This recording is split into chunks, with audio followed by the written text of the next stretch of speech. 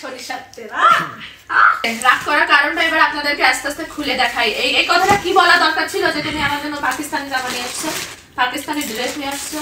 পাকিস্তান থেকে আসছে। পাকিস্তানি ড্রেসের প্রথম অংশ ফ্রুটিকা, পাকিস্তান থেকে আমদানি আমার সংসারে এসেছে। ফ্রুটিকা মানে ঘর মুছতে মুছতে কষ্ট হয়ে গেলে আমি তো খাবো, তাই না বলা?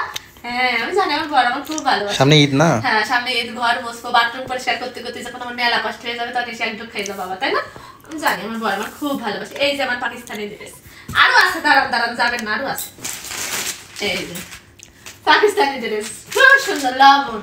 পাকিস্তানি ড্রেস পরে ওটা খাবো। হ্যাঁ পাকিস্তানি ড্রেস পরে এটা আমি রান্না করবো এই লবণ দিয়ে। তো যাবেন না কিন্তু, পাকিস্তানির অনেক কালেকশন আমার বড় আমার জন্য নিয়ে আসে, আমি সব শেয়ার করবো। যে পাকিস্তানি লবণ সব পাকিস্তানি বানাই ফেলছে আজকে। এই যে পাকিস্তানি সিমাই ঈদের জন্য, ঈদে সবাই ড্রেস পরে সিমাই খাবে তাই আনছি। হ্যাঁ হ্যাঁ তুমি না খাও? আমার জন্য ঈদের গিফট আসছে পাকিস্তানি সিমাই। আমার বড় কিন্তু আমার ব্র্যান্ডের জিনিস খাওয়ায়, ওরা মনে করেন না যে আমরা গরিব মানুষ, একদম ভাববেন না, এটা পাকিস্তানের ব্র্যান্ডের সিমাই। আরো আছে জানেন না, পাকিস্তানি সরিষার তেল যা ঝাঁস না, এটা সেই লেভেলের তরকারিতে স্বাদ হবে। মানে কি বলবো, আমার এইবার ঈদটা পুরো জমজমাটে জমে গেছে একেবারে। এই যে পাকিস্তানি সরিষার তেল, খিচুড়ি রান্না হবে, খিচুড়ি সেই স্বাদ। আরো আছে জানেন না, এই দেখুন জামাটা পাকিস্তানি কিসের চালে, পাকিস্তানি পোলাও চাল, সেই স্বাদ হবে বন্ধুরা। এই চালের ভাত রান্না করবো, এই চালের খিচুড়ি করবো, এই চালের অনেক কিছু হবে। আরো ভিডিওটা শেষ করার পর আরো অনেক কিছু হবে বন্ধুরা। পাকিস্তানি ড্রেস নিয়েছেন আমার জন্য, এই দেখুন পাকিস্তানি ড্রেস। আরো আসা যাবেন না প্লিজ।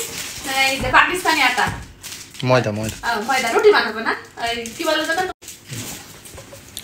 এই যে সব শেষ, পাকিস্তানি ময়দা না আটা। এই যে নিয়ে আসে বিভিন্ন হরেক রকমের জিনিস হবে এই দিনকে।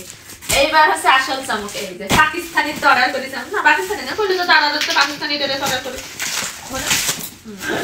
দাদাদের তো অর্ডার করেছি আমার পাকিস্তানি ড্রেস। কি কল লাগে রে জানে, এটা অনেক কিছু কল লাগে কিন্তু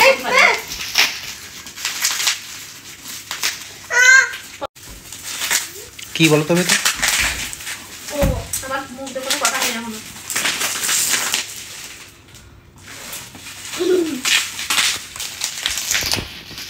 কিছু তো দিতে পারছে নাকি, তো সব কিছুর মধ্যে আমার এটা অনেক পছন্দ। এই যে কি বলছে বন্ধুরা, এটা আমি বলবো না, জাস্ট আপনারা গেস করে আমাকে জানাবেন যে আসলে এটা কি। আমার মোস্ট ফেভারিট এই যে টোপ খাওয়া দিয়েছে কিছুর জন্য। এই মা কত বড় একটা টোপ খাওয়া, কিসের বাড়ি লাগছে। তো এটা কি আপনারাই বলবেন, আমি বলবো না। এটা একটা জাস্ট স্টিকার, খুব পছন্দের একটা জিনিস, আমার অনেক দরকারি একটা জিনিস। Thank you.